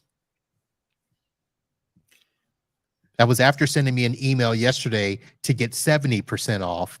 And I guess because I didn't respond to the email yesterday, they called me this morning to offer me that. I mean, you mentioned it earlier. I live on the dark side, or I work on the dark side, I guess I should say, since we've talked about work-life balance already. And I mean, there is end of month, end of quarter push. There absolutely is. When you get into a mature sales organization, it's kind of just the way it is. And I've seen big MSPs act this way as well. And I'm not saying that it's necessarily the right way to do it, because I think my personal opinion is, as a vendor, you give away way too much money to get somebody to sign a deal, that because of the way you got them to sign up, there's much more likelihood of them churning in the future. And I just don't subscribe to that. I subscribe to building a lifelong relationship and having a customer for, at least 5 years. Well, I was going to say, because of the way that some of these are packaged, what is the amount of time that it takes to recoup those discounts? The 15% discount, I get it. You're probably building that into your cost, so it's not a loss. But to do those incentives, and granted, it was only for 3 months at 80%. And I've seen people do 50% for a year, which I assume that you've got to commit for a year minimum, or, as the new Darth Vader 3-year commitment that everybody is so much dreads, there's got to be that commitment in order to get that money back. Yeah. And that's an interesting topic that I actually would love to talk about. Let's go ahead. And it is the 3-year agreement thing. I'll push back the commercial break. Let's get into it. Well, no, we can. If we have to do a commercial break, we can do a commercial break. We'll do it. It's my show. I can do it whenever I want. So we're not going to mention vendor names, right? Unless we have something good to say. Okay, that's your rule, not mine. Okay. Well, because I don't need to say who the vendor is, and everybody knows who the 3-year vendor is. What I find interesting about it, though, is how many people are commenting on how they are stipulating in their agreements with other vendors that if that vendor is acquired by the 3-year vendor, that they get out of their contract or they have an out of their contract. I think number one, that's interesting. It's okay. Who's putting that in the agreement? The 3-year. The MSP is pushing it. Oh, the MSP for is pushing the non 3-year agreement company. Okay, so if they are just a vendor that's not acquired by Darth Vader, Correct. that okay, We'll start calling him Darth Vader. I'm on month to month, and I want to be assured that if you get acquired by the dark side, that I stay month to month. I can't be rolled over into a 3-year. It's even more stringent. It's more strong than that. Okay. I want to be able to get out of my contract. Oh, I just want to be able to leave. Right. Okay. So it's even stronger than that. Now, what I find also interesting is that a certain vendor, Halo PSA is the vendor, who I actually like very much. They have come out and said that they're not going to be acquired, that they're putting in these things where, if something were to happen, people will know. And it was very interesting to see a vendor take that stance. I'm not surprised with the MSPs because there are a lot of very vocal MSPs out there, but for a vendor to come back and say that they're bucking this trend, right? I thought was very interesting. But can they really say that? Because when the Brinks truck is backing up to your front door, everybody's got a price, right? Well, Halo, I mean, and I'm actually looking up. Even Nick Saban tried to deny that he was not going to be the Alabama coach. Half the room just went, "What?" Yeah, that's a football reference, folks. So here's the thing. So while you're looking that up, so I am looking at a couple of vendors, and one is a month to month, and one is a 1-year commitment. And I was always of the opinion that I wasn't going to do commitments, period. Because I don't force my customers to do that. Now, I've gotten customers to do what the one vendor's doing. I've asked them, I'd like for you to commit to 1 year, and then we roll month to month, because it takes 3 to 6 months just to get started, just to get to know everything. And I want to make sure that we do that. So I have asked that of customers. I've only had one pushback. And it was mainly because, well, we've already been a customer of yours for 5 years. Why do we need to commit to a year? I said, okay, I got you. That's no big deal. But right now, to be honest, the issue for me isn't the month to month versus the year. Now, if it was a 3-year commitment, I might take pause. Only because I don't want to be stuck, because I don't make my customers get stuck. That's my only real issue with it. There's got to be an out. Yeah. And that's why I think the whole new Microsoft thing is just sucky. Yeah. Although it's not horrible, because they still gave you the ability to do month to month. It just costs more. Right. Which is fine. I mean, that's the way it should be. I'll pay more to be month to month. Yeah. See, I agree with you 100% on that. If they want month to month, it should cost more, because it is more of a risk for the MSP. Right. Yeah. So did you find what you were looking for? I did not. And I'm so bummed, because... Well, let me give you more time to look while we do the commercial. I would do that. All right. So, ladies and gentlemen, the IT Business Podcast is brought to you by NetAlly. I have mentioned them as your number one ally. They are the go-to solution for network testing and Wi-Fi analysis. helping network engineers and technicians deploy, manage, and maintain today's complex networks. And I will tell you this, I am so used to using my NetAlly tools that I was on a phone call last night with a customer dealing with Spectrum.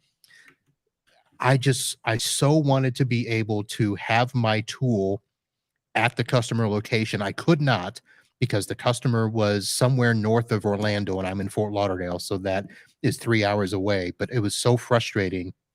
It was a 2-hour phone call that really should have been about 15 minutes. And if I could have only been there with my tool to show the technician, no, this is the problem. Trust me. And trying to get them to move cables, and it was a mess. But NetAlly tools help you fight through that frustration and diagnose networking issues faster. Our live stream is presented by Computers Done Right. Say goodbye to computer woes with Computers Done Right, a managed IT services company providing computer repair, IT support, and management in Venice, Florida, and surrounding areas. They have a commitment to using only the best and most reliable parts. You can trust your computer will work when you need it the most. They offer a full range of IT solutions to help meet home and business needs. So get your computer fixed right with Computers Done Right. And our sponsor, Instant House Call. Folks, if you are a small or medium-sized business looking for remote IT, look no further than Instant House Call. Even if you have another remote support tool, you might need something for on-demand support, IT support that can be done with just a click, no pre-installed software.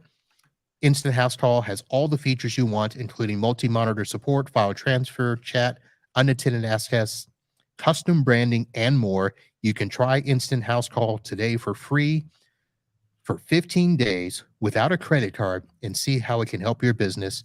Head over to instanthousecall.com. And I don't have a slide, but I do want to thank some patrons that we have, those people that have signed up to give a monthly donation to the podcast, helping me to provide this genuine entertainment, all the gear. I'd like to thank Clark, Jason, Kyle, Tom, and the company Synchro that is providing support through a patronage. All right, Mr. Anthony, did you find what you were looking for? As I did not. Say no. Okay. Want me to blast a vendor for you? No, but I'm sure that I saw it on Reddit, and now I can't find it. Probably got taken down. Do they do that on Reddit? Not usually. I don't know Reddit. I know that there's a Facebook jail, right? There is. But on Reddit, by the way, if you're not a member of the MSP Reddit, definitely recommend. I know most of the mods and great guys. All right. Well, let's talk briefly, if you would allow me, about Ignite, because that is your day job, right? Yep. So let's tell the listeners what Ignite is.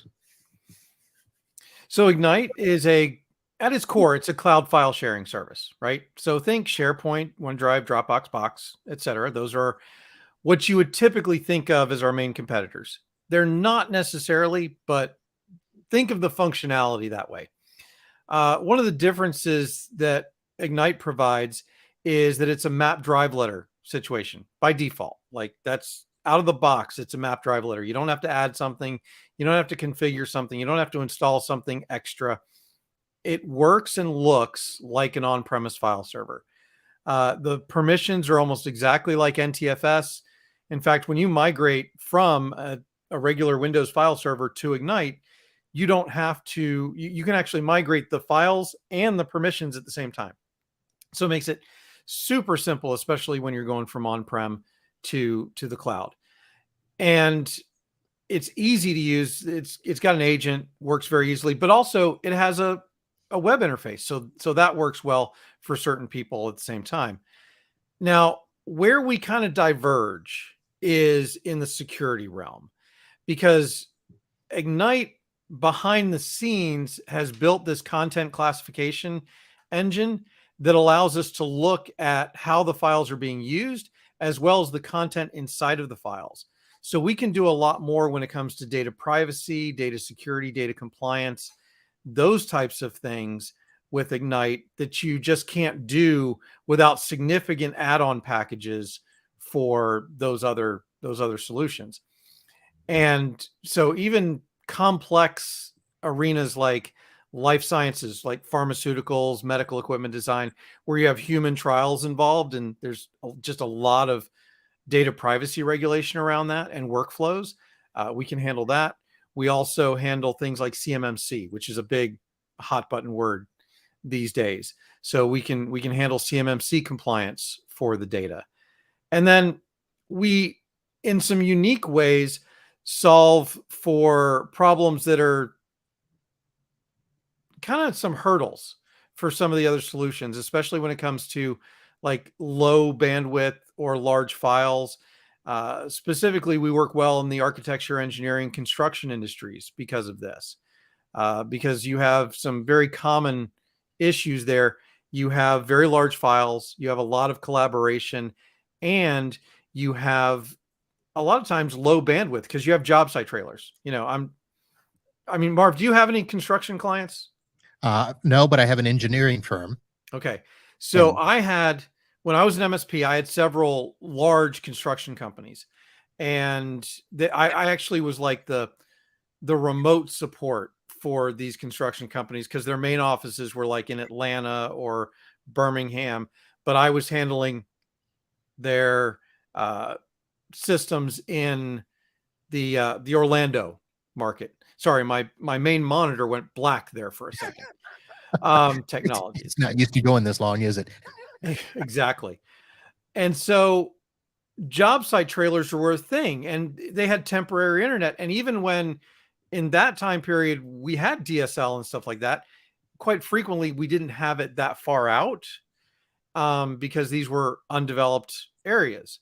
And so we were still dealing with dial-up. And so, it just deals with those types of situations a little bit better. And then we also have a lot of plugins and integrations for the AEC industry. All right. So I have a question that I've been holding for 2 weeks. Actually, two questions. But the first question that was probably the most integral, I have a client that is looking to work with a cloud database program for their industry, and we need to do Azure AD sync. They have a local on-prem network that we're going to partially lift them and do Azure. So does Ignite do Azure integration where those permissions that you talked about, can that be integrated as part of, an Azure AD infrastructure? Yes, we absolutely do. We do Azure AD integration. We also integrate with any SAML 2.0 SSO provider. Okay. Sweet. And the second question you already answered to a degree in terms of large files, because they are an entertainment company, but they do their own graphics and video production. So large video files, large graphic files, we're trying to figure out, okay, do we have to leave them on-prem, or is there a way that we can have those live in the cloud?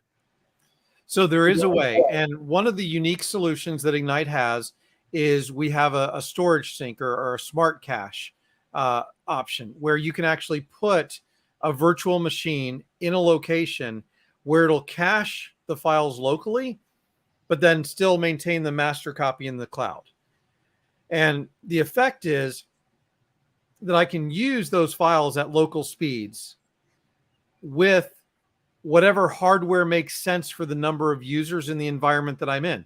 Going back to those job site trailers, right? I can actually put that software on a Nook device if there's only 2 or 3 people in the office to overcome that low bandwidth situation. We have quite a few marketing companies, content creation companies, YouTubers who use Ignite to store and work on large video files. All right. Well, that sounds sweet.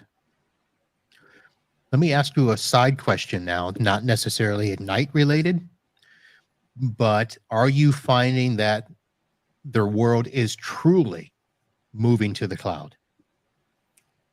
I think the pandemic has really helped move opinion to cloud being acceptable now. And this has actually shown up in some of the research that CompTIA has done, where a lot more people are much more okay with the idea of their data living in the cloud.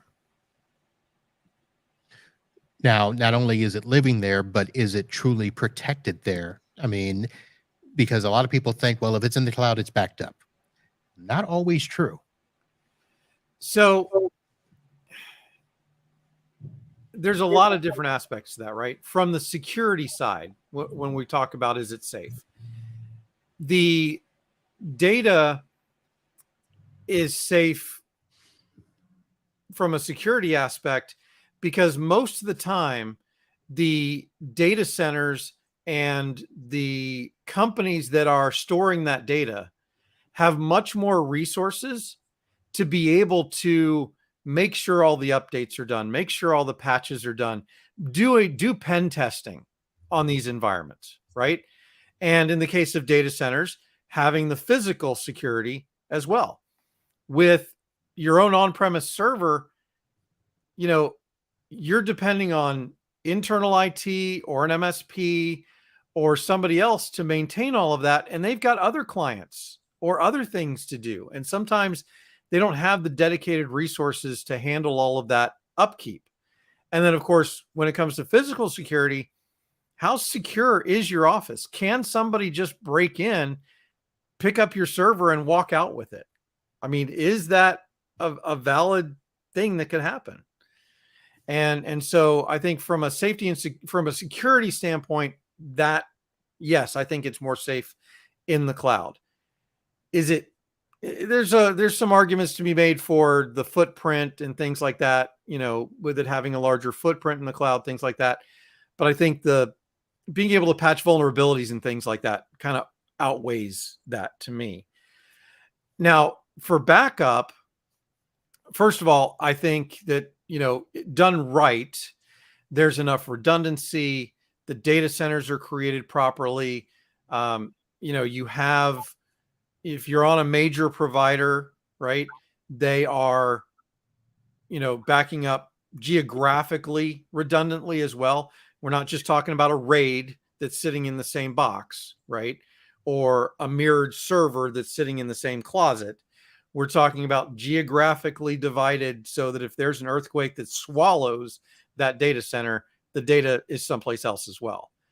And then you have all of these solutions that are coming out that will back up a cloud solution like 365, you know. So I think that there's still things that can be done to make it better, but I think we've reached the tipping point where, yes, I think storing data in the cloud is actually safer than storing it in an on-premise server.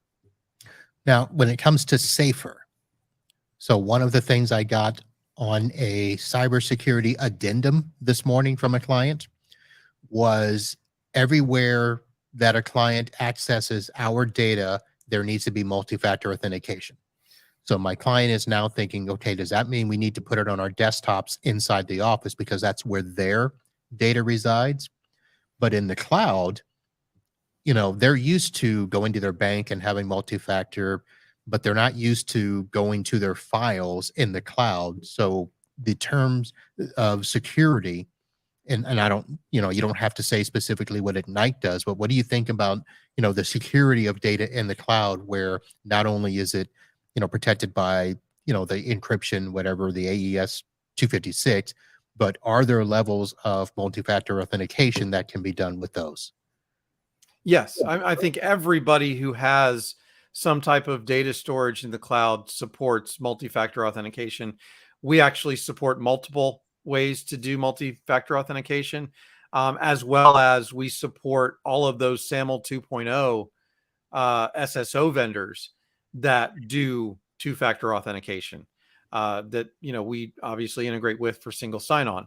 So I think if I was an MSP today, I would look for the single sign-on solution that gives me the most integrations with all of the products that client is using, so that I have a single multi-factor authentication that I have to do, and that covers, at least 90% of my applications and therefore data.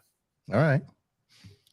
Well, one last question I'm going to ask you. I think this is probably the more serious of all the questions that I've asked.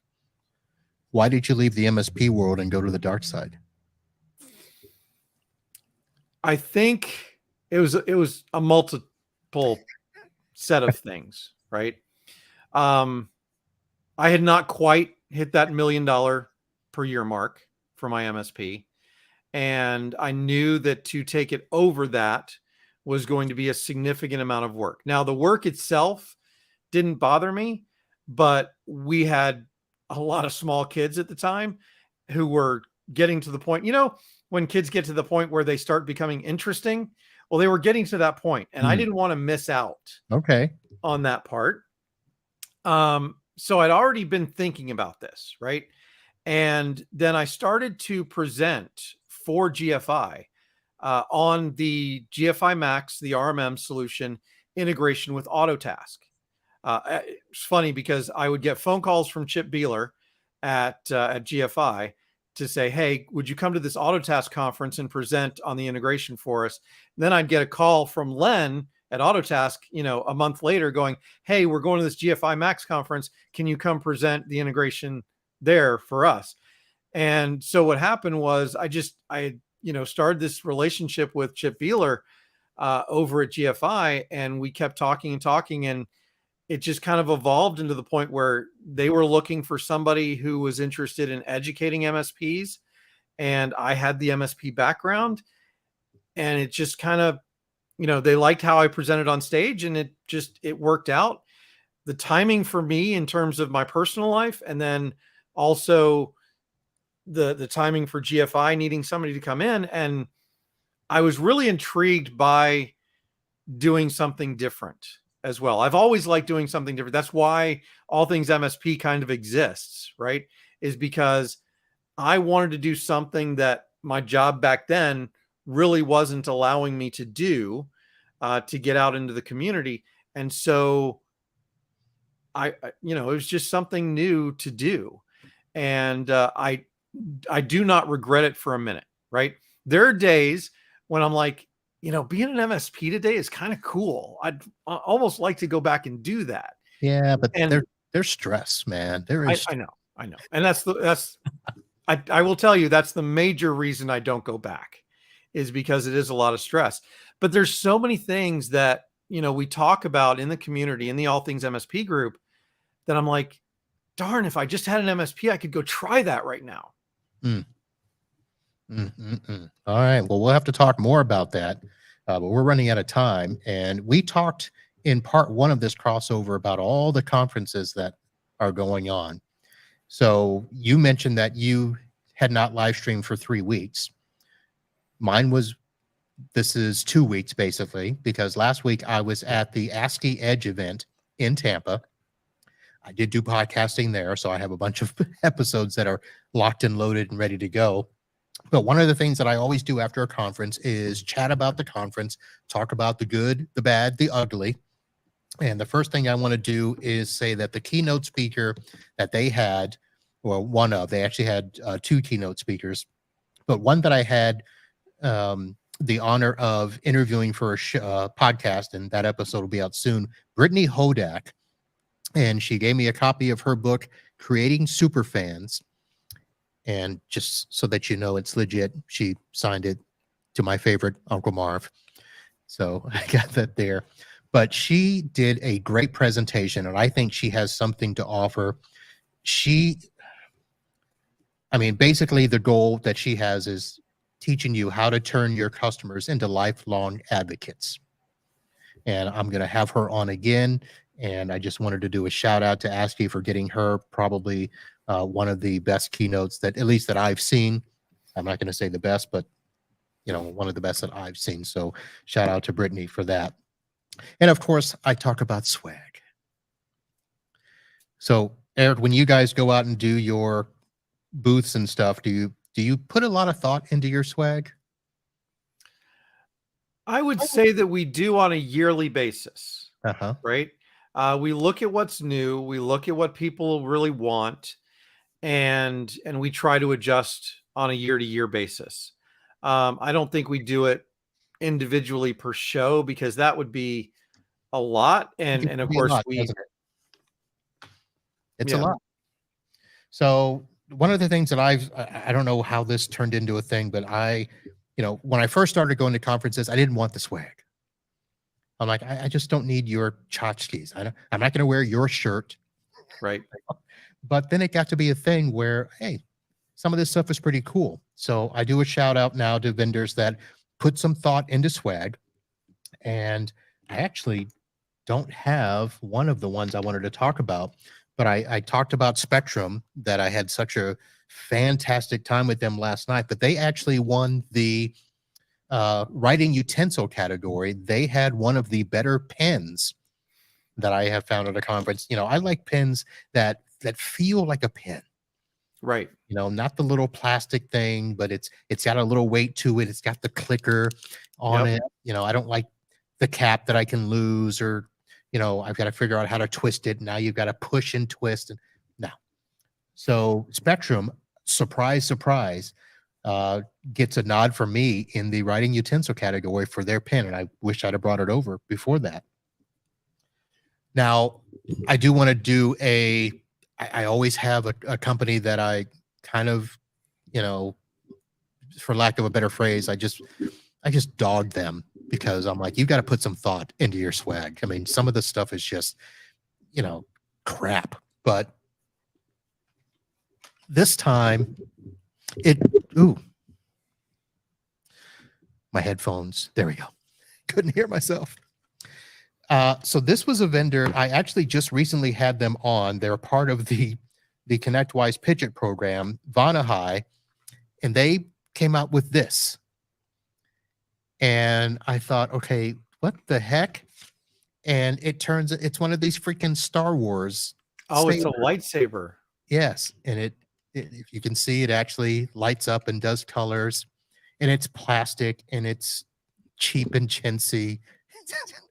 But I'm not a big Star Wars guy, as some of my listeners will laugh at, but I'm not sure what I think of this. but I had to mention it. Well, with so many Star Wars fans, Star Trek fans, I think it's kind of it meets that demographic, right? Yep. I don't think it's useful. I think it'll end up in the garbage pretty quick. Oh, my nephew will take it and demolish it at some point. Exactly. So. You mentioned t-shirts. I don't like t-shirts because you have to buy so many different sizes. Yeah. You never know. Like, that's just. Well, the problem with t-shirts, it's got to be one that you want to wear.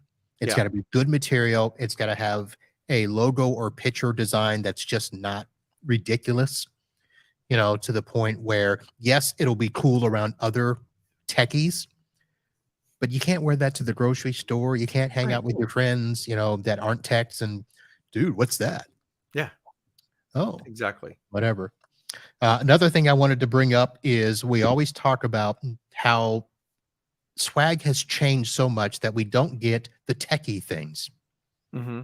And for like 2, 3, 4 years, I have not been able to find a charger or a good, decent cord. Now, some of the cords have come back, especially the longer cords.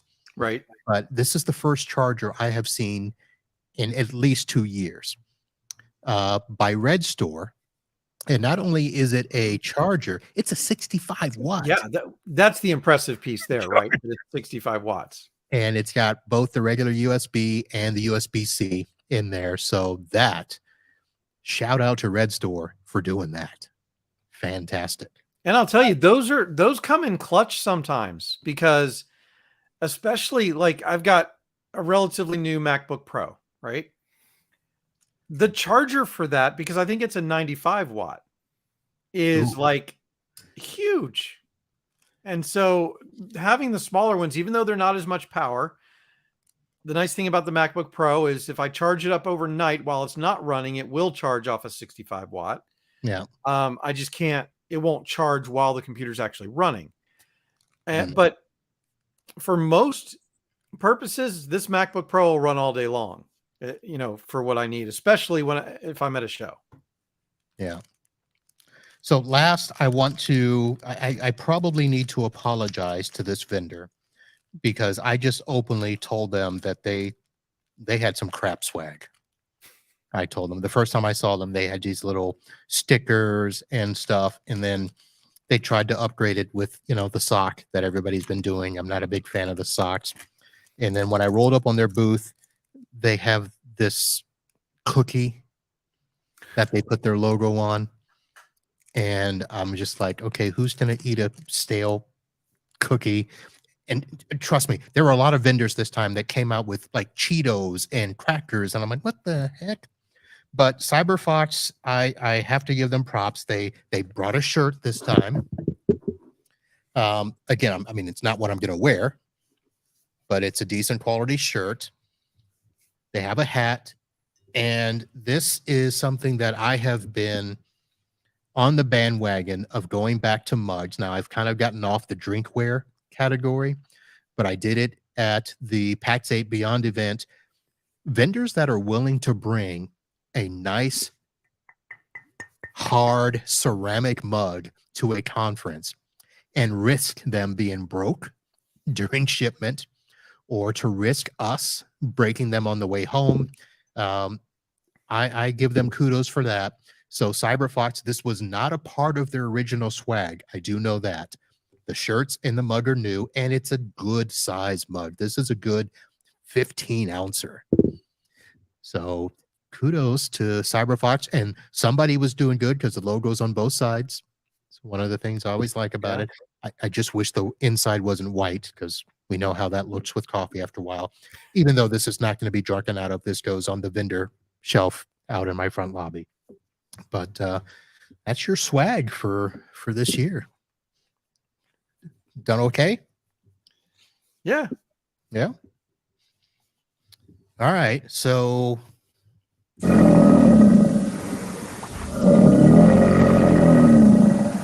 know what that is?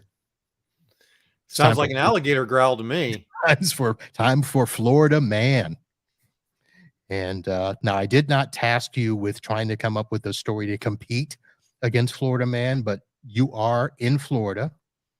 And do you happen to know, or do you have a story that has been in your head for the last few days that it's like, oh my goodness, Florida Man is at it again? Do you have anything that stands out? I actually don't. I have been so busy. I have not been keeping up with my Florida Man YouTube videos. Okay. So here's what happened in the last 24 hours, or has been reported in the last 24 hours. A Florida man shot at his pool cleaner, believing the cleaner was a home intruder. Jana Hosevar reported being startled when she saw an unknown man on her pool deck. Her husband, Bradley, yelled at the man several times, asking him to leave the premises as he retrieved a gun and the wife called 911. Bradley fired towards Polek as Polek approached the door with a flashlight and continued to fire as he fled the scene, firing a total of 30 rounds in about 90 seconds. Okay, that's a lot. That is a lot.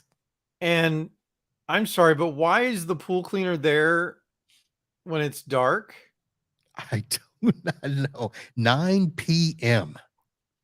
Like, there's something wrong with that story. Yes.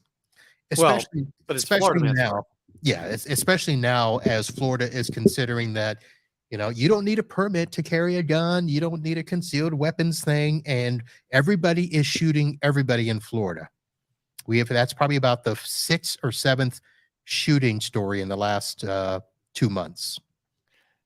So are they trying to take away the requirement to have a concealed carry permit? Yes. Oh yeah. For concealed carry. Oh yeah, we're dealing with. Look, it's Florida.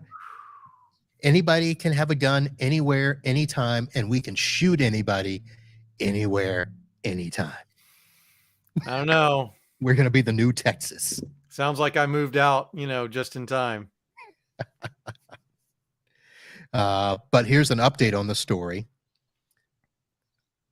He won't face charges for shooting at the intruder as part of the Florida Stand Your Ground law.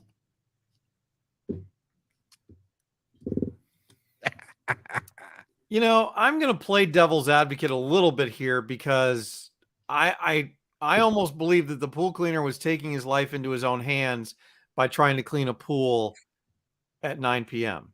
Well, here's the thing. Either this must have been before he got started. Like he must have been like walking around the back or something, because if you're already at the pool with the cleaning supplies, Right. the owner can probably look out and say, hey, what are you doing? Cleaning your pool. So something must have been going on. Yeah, I mean, it almost sounds like he was, because he had a flashlight, right? John says he was leaving a bill or a note. My guess is he had a flashlight and he was trying to find like the lights or the switch or something, and that's probably, what probably started the whole thing. Probably a bit much. All right, my friend. Well, we have come to the end of hour 2. I think we have successfully done the first ever podcast crossover event. I think we have, and I thoroughly enjoyed it, sir. I'm sorry, John. First thought about the guy who shot 30 times and missed needs to learn how to shoot.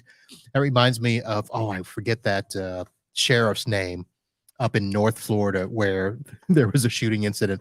I've got the video and the audio somewhere where he's basically like, if you need to learn how to shoot, come on down. We'll teach you. So yeah, 30 times and miss. That's not very good. No, unless it was intentional. Yeah, I doubt it though. And speaking of gunshots, I now have fireworks going off in my neighborhood. And what are you celebrating? I don't know what they're celebrating. Now you're in Carolina, right? Are you still near the Raleigh-Durham area? Correct. Oh, so they're probably just getting a head start on 4th of July. They are. I remember that area well. The town of Wake Forest. It's one of my favorites. Yeah. We actually live on the opposite side from Wake Forest. Okay. You're on the nice side. I wouldn't necessarily call it the nice side. You're on the other side. You're closer to the Durham area, right? Are you talking about the north corridor? No, I'm talking about the south, because Wake Forest. Oh, down on the south northeast. Side. Right. I'm more in the southwest corner. That's not the Greensboro. What's down there? Wilmington? Oh no, Wilmington is way out by the coast. Okay. So I'm down closer to Garner. Okay. All right. That's still an okay area. It is. It's typically quiet, except for the gunshots. Except for tonight. Gunshots and fireworks. So. Yep. All right, Eric. Well, thank you very much for hanging out and spending this time. We will Thank you. Say goodbye to our listeners here. So, folks, if you have watched the video, we appreciate you taking the time to do so. If you are listening to the audio and you want to catch part 1, you could either go to the video or head over to the All Things MSP podcast, because they are going to have that there. This is the IT Business Podcast. We live stream every week as much as we can, Wednesdays, 8 p.m. But if you head over to the website, itbusinesspodcast.com, you can see that we put out a ton of other audio podcasts that you can get either at the website or with your favorite podcatcher. Just hit follow on whichever one you want, Apple, Google, Castos, whatever. We're there. And you can catch all these great shows, find out about Florida Man, and hear great and wonderful guests like Eric Anthony from Ignite. And of course, you were a great guest on my show tonight too. So I have to say that, and very much appreciate you taking the time to do that. All righty. So that's going to do it for this, folks. Thank you, Eric, for hanging out. Thank you all for listening, downloading, and subscribing. We'll see you next time. And until then, holla.